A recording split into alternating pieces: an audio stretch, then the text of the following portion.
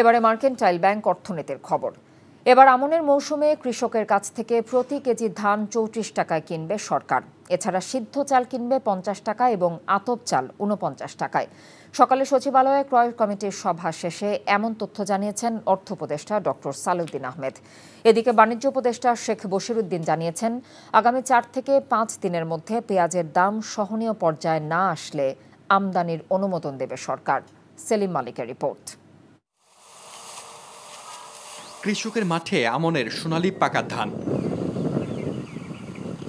মৌসুমের শুরুতেই অনেকে ধান কেটে গোলা ভরতে শুরু করেছেন। ক্রয় কমিটির সভা শেষে অর্থ উপদেষ্টা জানান, আগামী ৩০ নভেম্বর থেকে ধান সংগ্রহ কার্যক্রম শুরু করবে সরকার। এবার ৫০,০০০ মেট্রিক টন ধান, ৬ লাখ মেট্রিক টন সিদ্ধ চাল এবং ৫০,০০০ মেট্রিক টন আতপ চাল সংগ্রহ করা হবে। নভেম্বরের 18 তারিখ থেকে 20 তারিখ থেকে আমাদের প্রকিউরমেন্ট আমনটা শুরু হবে।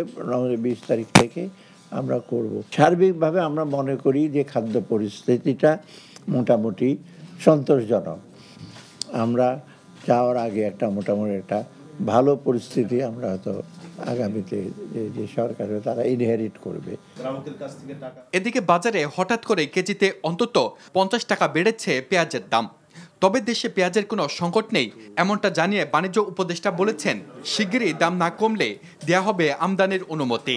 আমরা বাজারের উপরে তীক্ষ্ণ দৃষ্টি রাখছি। যদি বাজারের মূল্য আমরা দেখি প্রয়োজন সব অনুযায়ী না কমে, আমরা এই আমদানি অনুমোদন ইস্যু করে দিব। আমরা আগামী হয়তোবা ৪-৫ দিন দেখব।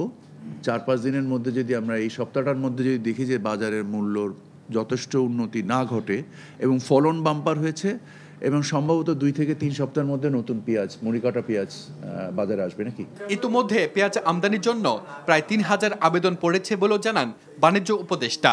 প্রায় ২৮০০র মতো আমাদের কাছে আমদানি আবেদন বর্তমানে আমাদের হাতে আছে। সেলিম মালিক, এনটিভি নিউজ, ঢাকা।